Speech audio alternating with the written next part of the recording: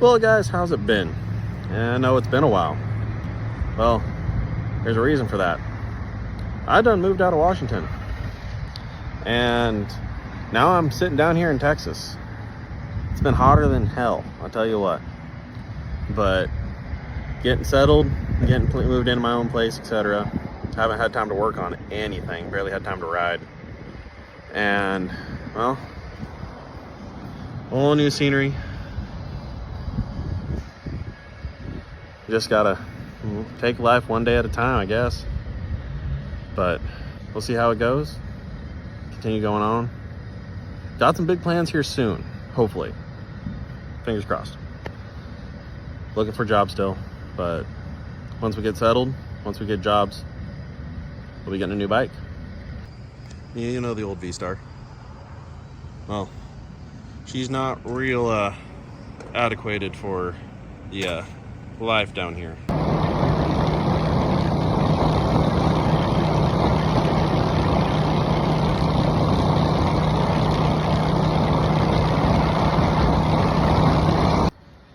The V-Star only maxes out at like 80, 85. And speed limits are 75 and everyone's doing 80, 85. That's not real ideal. But we do what you gotta do, right? So, we'll catch up to you here in a bit. What's up, guys? So that's Tristan's update on how his life is going. Now, it's my turn. So we gotta talk about this.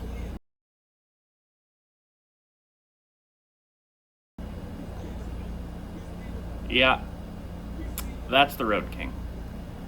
Now, I was supposed to go down with Tristan, and we were going to take a long weekend, like a week trip, drive him down to Texas, have a good time doing it, film everything that we did, and just kind of BS and have a good time before he starts his next chapter in his life down in Texas. Obviously, he's still going to be a part of the channel. He's going to post his own content and his own things from down there, and I'm going to post my stuff from up here. And as much as we can, we're going to get together and do our normal hooligan stuff that we always do. Now, the weekend prior to leaving was May 24th. I was supposed to leave with him at the end of the month, and that didn't happen. I was on my way over to Brandon's house because we were going to go ride out to the coast and go have a good old day on the bikes, and I didn't make it to his house.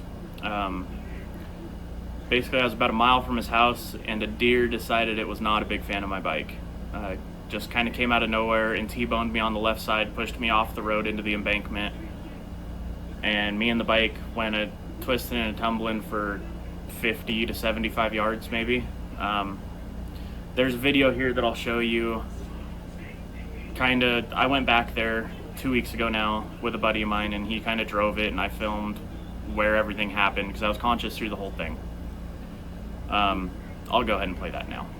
All right, so I believe I hit the deer around this area, right around where that speed limit sign was, and we kind of lost a little bit of traction coming in through here, and you can see the depression on the side of the road right here where me and the tire went off on the bike. And then this is pretty much where we kind of started separating and having some problems.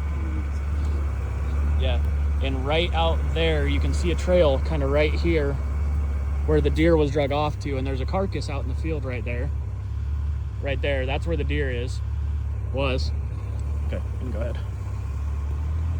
And then me and the bike kind of did some tumbling in some little rocky, nice little, it's hard to see on camera, but this is about where we were having a good old grand old time. And if we keep on coming down here, at 5 mile an hour is where we're traveling, so you can kind of get a baseline of the directions and depictions. Right about there, see the breaks in the fence? That's where me and the bike went through the fence. The bike went through first, and then I got tangled up down there is where I went through. And it would appear that the bike ended up probably out and about around that area, right over there, over yonder. And this is about where I crawled through, was here. When I crawled back through the break in the fence where I was at. So technically the bike ended up right there because I crawled straight out from the bike. And this is where they found me. It was right out here in this little patch. I crawled back through. The bike was basically right out in there. I crawled back through all the way back to right here. And this is where they grabbed me, because that's the break. That's the broken fence post there that we went through.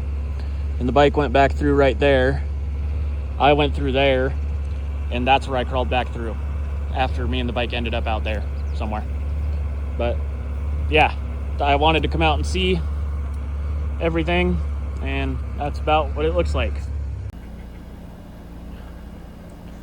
So yeah, it was a little bit of a wild ride.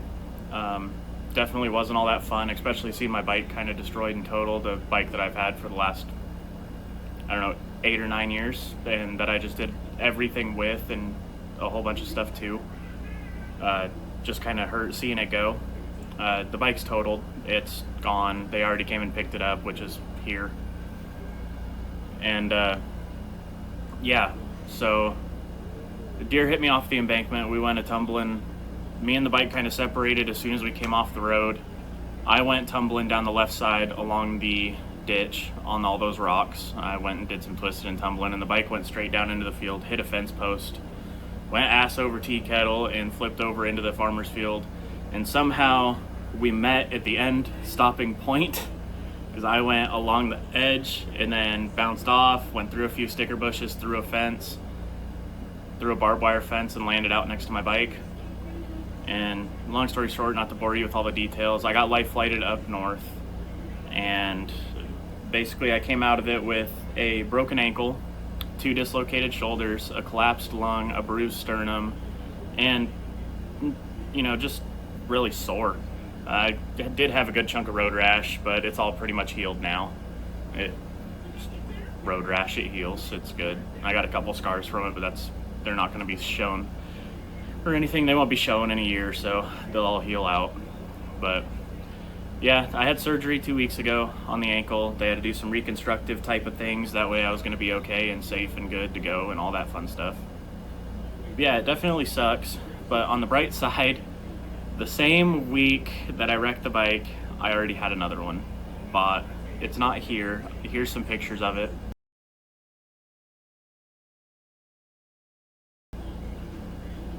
And yeah, so I got it from a family member of mine. He can't ride anymore, unfortunately, and it was just kind of collecting dust in the garage. So I flipped him the money that I got for the insurance payout on the Road King and bought that.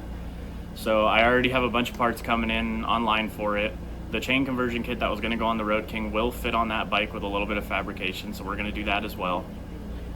Other than that, that's just kind of where we're at. I'm just trying to heal. That's kind of why you haven't seen as much stuff come up on the channel as I would like.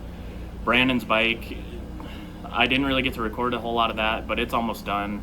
We're just kind of waiting for me to get to feeling better to go finish all the electrical and stuff on it. Otherwise, that's just kind of where I'm at.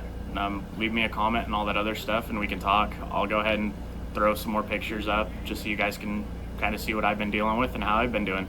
But other than that, me and Shop Mascot have just kind of been hanging out on the couch, not doing a whole lot of nothing, sitting around, being lazy. Surprisingly not getting fat. I'm actually down like 25 pounds since the wreck, which is probably muscle because I ain't doing nothing. But thank you guys for watching. I appreciate all of you guys with all the content on the channel that I have made and is ready to post. Appreciate you guys just keeping an eye on that and all the likes and comments and shares and all that kind of fun stuff. So I will see you guys again next time. Thank you.